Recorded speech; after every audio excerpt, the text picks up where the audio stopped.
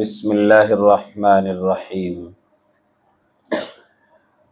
ابو مسلم الخولانی عبداللہ بن ثوب، یہ ان کا اصلی نام ہے، عبداللہ بن ثوب۔ لقد تفانى ابو مسلم في العبادة حتى صار يقول لو رأيت الجنة عيانا او النار عیانا ما كان عندي مستزاد۔ یہ عثمان بن ابی عاتکہ کا ان کے بارے میں قول ہے۔ کیا کہا ہے؟ ابو مسلم خولانی رحمہ اللہ تعالی نے اپنے آپ کو عبادت میں اس طرح فنا کیا، عبادت میں اتنے فنا ہوئے کہ کہنے لگے تھے اگر میں جنت کو کھلی آنکھوں سے دیکھ لوں یا جہنم کو کھلی آنکھوں سے دیکھ لوں تو میرے لیے جنت اور جہنم پر ایمان میں کوئی اضافہ نہیں ہوگا۔ جنت اور جہنم کے ہونے پر ایمان بالغیب ہر مومن رکھتا ہے، اور ایمان بالغیب ہی کا اعتبار ہے۔ ایمان بالعیان دیکھ کر کے تو ہر کافر، ہر شخص، ہر انسان جنت اور جہنم کو مان لے گا، لیکن یہ عبادت کرتے کرتے ایمان کے اس مقام تک پہنچے تھے کہ فرمایا کرتے تھے اگر میں جہنم کو یا جنت کو کھلی آنکھوں سے دیکھ لوں، مشاہدہ کر لوں تو میرے لیے کوئی نئی بات نہیں ہوگی، میرے ایمانی طاقت میں کوئی اضافہ نہیں ہوگا۔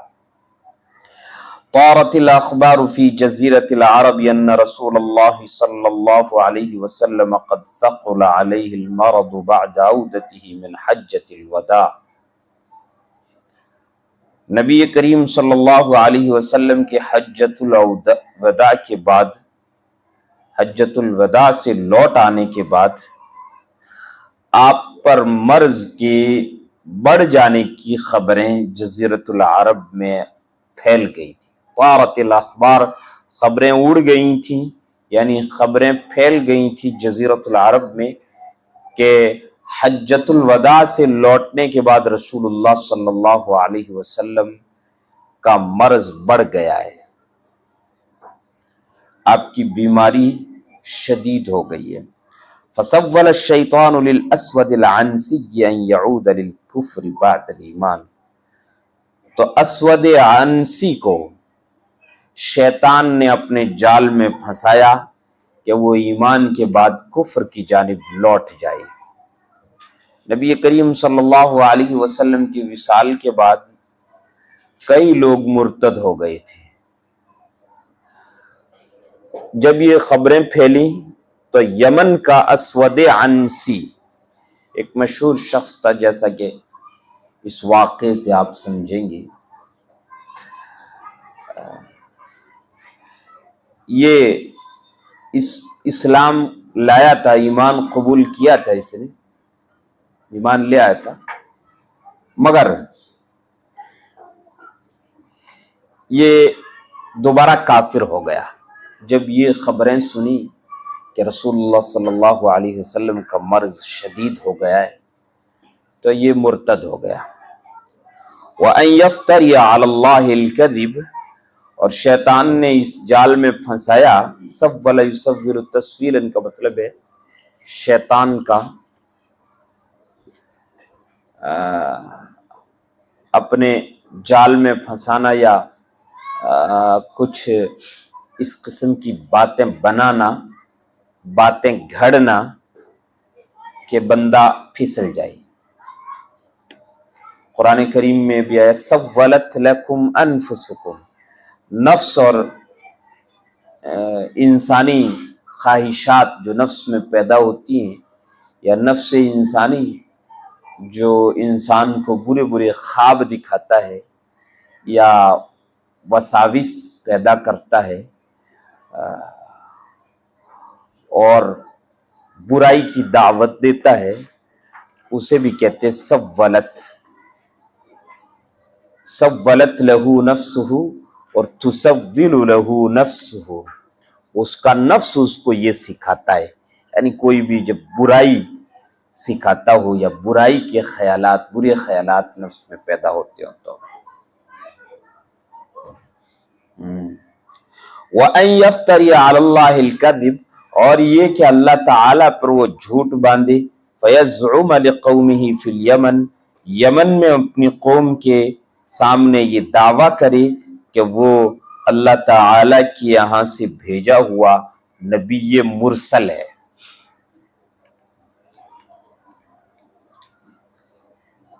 ایمان چھوڑ کر کفر کی جانب لوٹ جائے اور یہ دعویٰ کرے کہ وہ نبی اور رسول ہے۔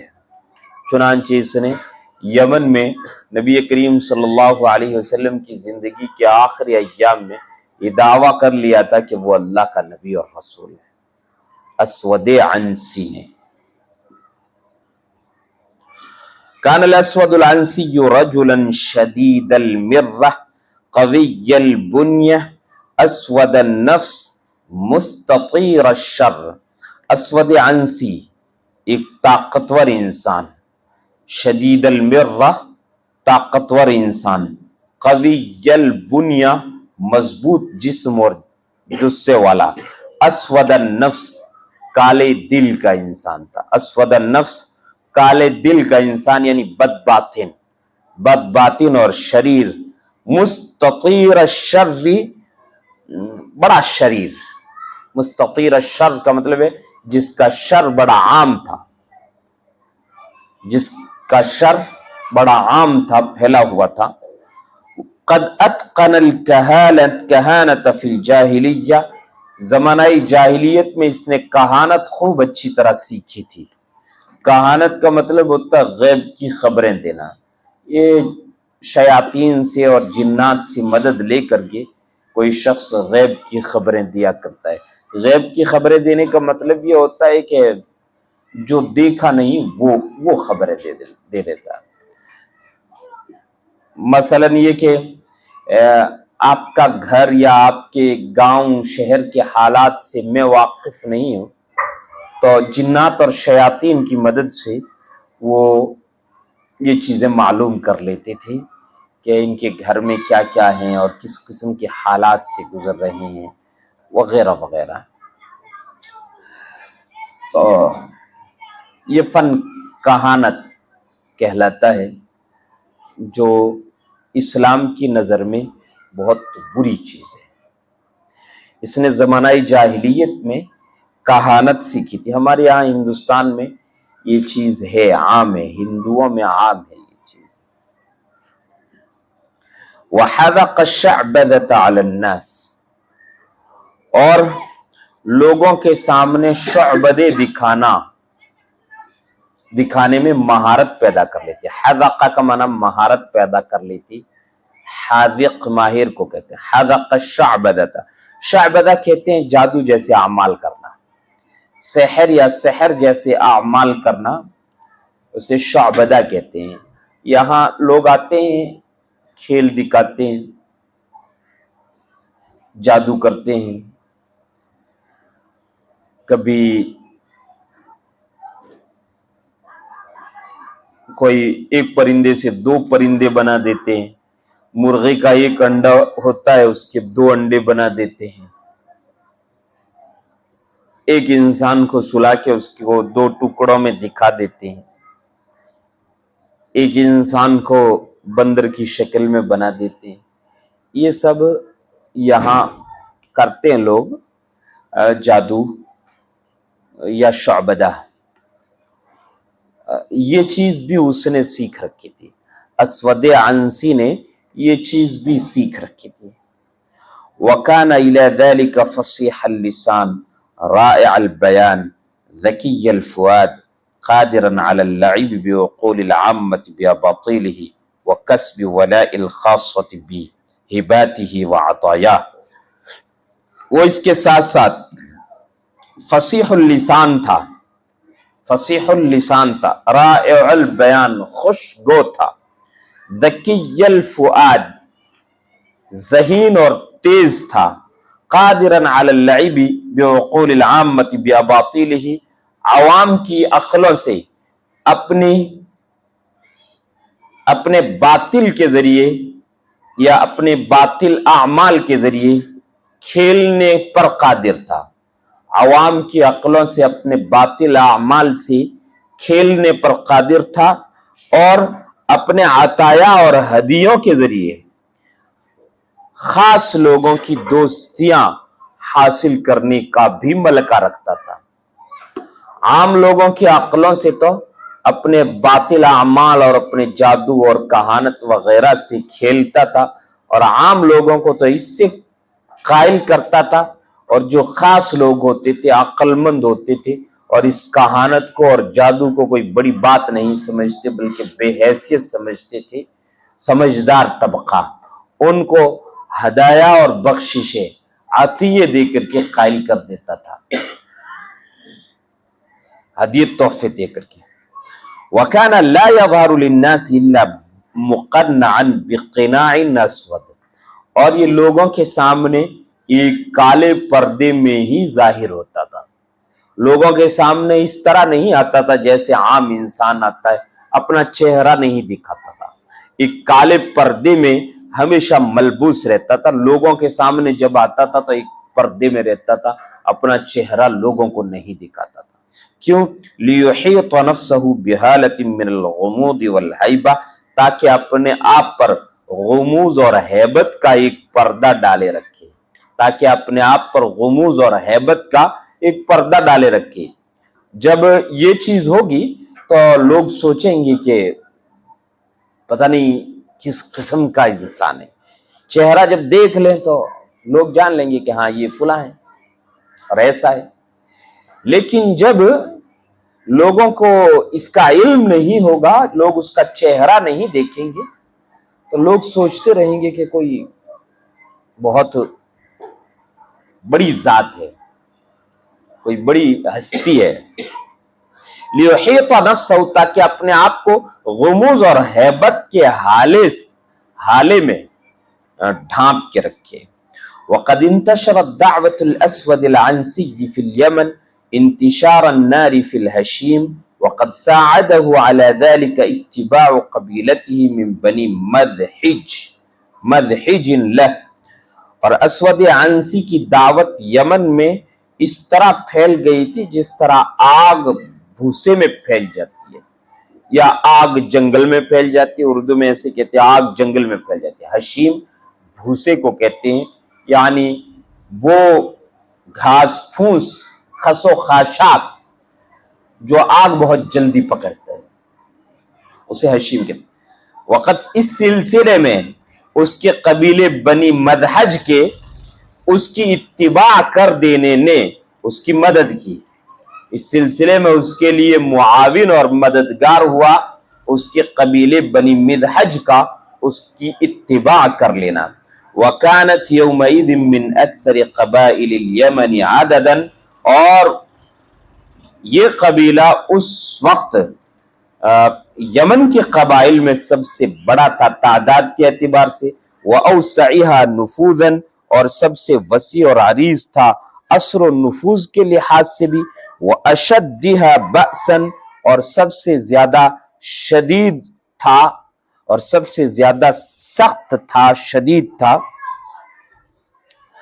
یعنی جنگ جوئی میں، بہادری میں بھی اور جنگ جوئی میں بھی یہ قبیلہ سب سے سخت تھا۔ قبیلہ بنی مدحج یہ اس کا ہی قبیلہ تھا اور یمن کا سب سے بڑا قبیلہ تھا، اور پورا قبیلہ اس کا متبع بن گیا تھا، تو اس سے اس کو اور زیادہ فائدہ ملا۔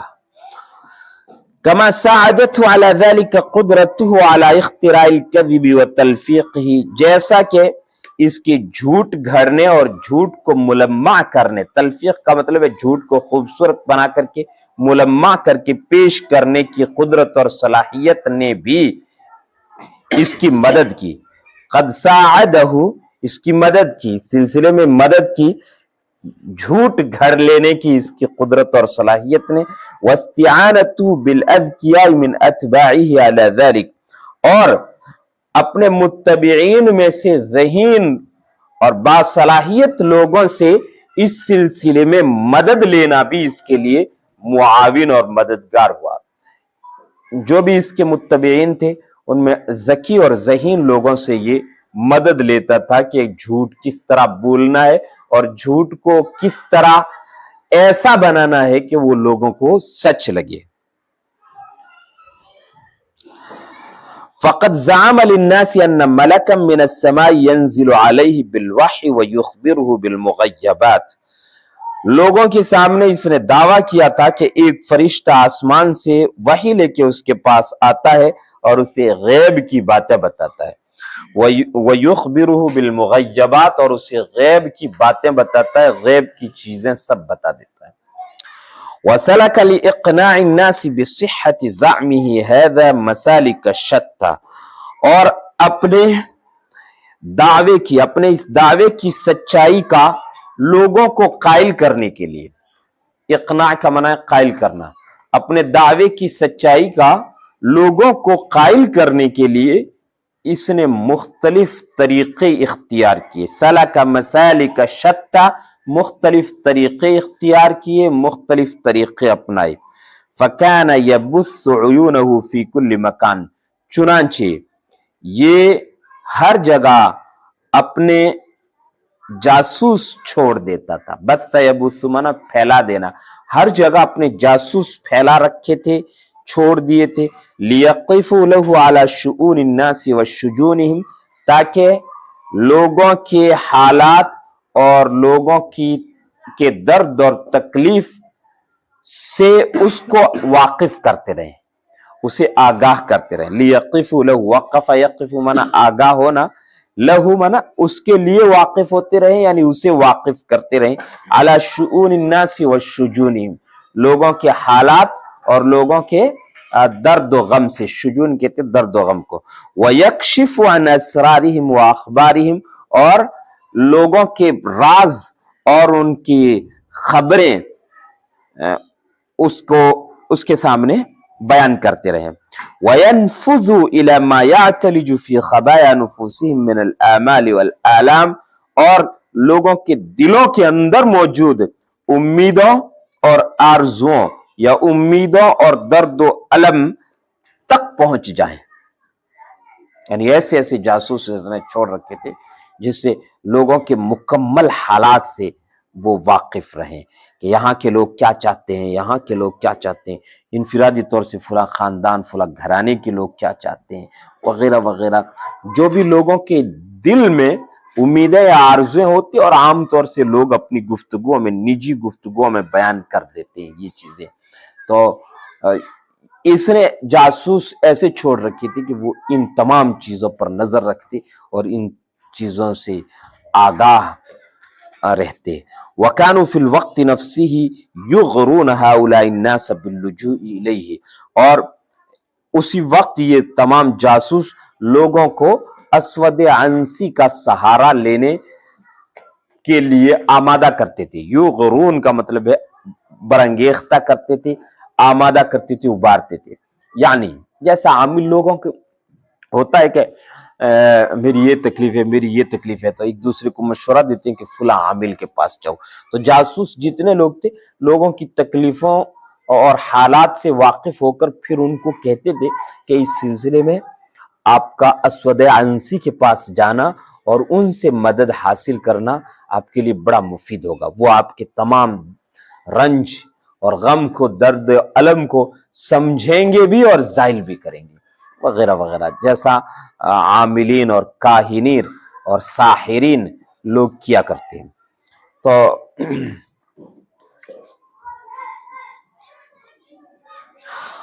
وطلب العون منہ، اور اس سے مدد طلب کرنے پر، اس کا سہارا لینے اور اس سے مدد طلب کرنے پر لوگوں کو یہ تیار کرتے تھے۔ فَكَانُوا إِذَا جَاءُوهُ وَاجَهَ كُلَّ ذِي حَاجَةٍ بِحَاجَتِهِ، چنانچہ جب یہ لوگ اس کے پاس آتے تھے تو وہ ہر ضرورت والے سے اس کی ضرورت بیان کر کے ملاقات کرتا تھا۔ واجہ منا ملاقات کرتا تھا، یعنی پہنچتے ہی بتا دیتا تھا کہ آپ کو یہ تکلیف ہے، آپ کے گھر کے حالات یہ عام طور سے معاشرے میں جو ہوتی ہے، کسی کی ماں کو تکلیف ہوتی، کسی کو اپنی بیوی کو لے کر تکلیف ہوتی، کسی کو کچھ پریشانیاں ہوتی، تو یہ اس کے آدمی اور جاسوس لوگ اس کو پہلے سے بتا دیتے تھے۔ اور جب وہ بندہ وہاں سے چلتا تھا کہ آنے والا ہے، ہم نے ایک ایسا بندہ تیار کیا، وہ آپ کے پاس آئے گا، یہ سب اس کے پاس خبریں پہنچ جایا کرتے۔ اب جب وہ آتا تھا یہ پہلے ہی بیان کر دیتا کہ آپ کی پریشانیاں یہ ہے، آپ کے گھر کے حالات یہ ہے، آپ کے گھر کی مصیبت یہ، تو لوگ قائل ہو جاتے کہ واہ یہ تو تمام غیب کو جانتا ہے، ہر قسم کے حالات سے آگاہ ہے، یہ تو پہلے ہی بڑا آدمی ہے، تو لوگ قائل ہو جاتے تھے۔ وَبَدَأَ كُلَّ صَاحِبِ مُشْكِلَةٍ بِمُشْكِلَتِهِ، اور ہر مشکل والے سے یہ اس کی مشکل بیان کر کے گفتگو کا آغاز کرتا، ہر مشکل والے سے اس کی مشکل بیان کر کے گفتگو کا آغاز کرتا یا ملاقات کا آغاز کرتا۔ وَأَرَاهُمْ أَنَّهُ مُطَّلِعٌ عَلَى مَا خَفِيَ مِنْ أَسْرَارِهِمْ، اور یہ انہیں دکھاتا، اراہم، اور یہ انہیں دکھاتا کہ وہ ان کے مخفی رازوں سے بھی مطلع ہے، وہ ان کے مخفی رازوں سے بھی آگاہ ہے۔ واقف علی ما استتر من خبایا نفوسہم، اور ان کے دلوں کی چھپی ہوئی باتوں پر بھی واقف ہے، ان کے دلوں میں خبایا کا معنی خفایا، چھپی ہوئی باتوں سے بھی واقف ہے۔ وَأَتَى أَمَامَهُم مِّنَ الْعَجَائِبِ وَالْغَرَائِبِ مَا يُذْهِلُ عُقُولَهُمْ وَيُحَيِّرُ أَلْبَابَهُم، اور ان کے سامنے وہ عجائب اور غرائب لاتا جو ان کی عقلوں کو اور ان کے دلوں کو حیران کر دیتا، لوگوں کے سامنے ایسے عجائب اور غرائب بیان کرتا کہ لوگ حیرت زدہ ہو جاتے۔ فما لبث ان عظم امره واستطارت شہرته، ما لبث ان عظم، ما لبث کا معنی بہت جلدی اس کا کام عام ہو گیا، بہت جلدی اس کا کام عام ہو گیا۔ ما لبث ان عظم امره، امره معنی اس کا معاملہ، اس کا کام بہت جلدی عظیم ہو گیا، یعنی عام ہو گیا، پھیل گیا، اس کا کام بہت جلدی عام ہو گیا۔ واستطارت شہرته، اور اس کی شہرت پھیل گئی۔ وکثر اتباعه، اور اس کے متبعین ماننے والوں کی تعداد بڑھ گئی۔ فوثب بهم على صنعاء ثم وصب بهم من صنعاء المناطق الاخرى، چنانچہ اس نے لے کر اپنے متبعین کو لے کر صنعاء پر چڑھائی کر دی، پھر ان سب کو لے کر صنعاء سے دوسرے علاقوں پر بھی چڑھائی کر دی۔ حتی دانت له البلاد الواقعة ما بین حضرموت والطائف، یہاں تک کہ وہ پورا ملک یمن جو حضرموت سے طائف کے درمیان اور بحرین اور عدن کے درمیان واقع، سب کا سب اس کی زیر نگیں آ گیا۔ حتی دانت لہو، اس کے آگے سر نگوں ہو گیا، اس کے سامنے جھک گیا، اور یا اس کا تابع ہو گیا، اس کے زیر فرما آ گیا، اس کے یعنی سب پر اس کی حکومت قائم ہو گئی۔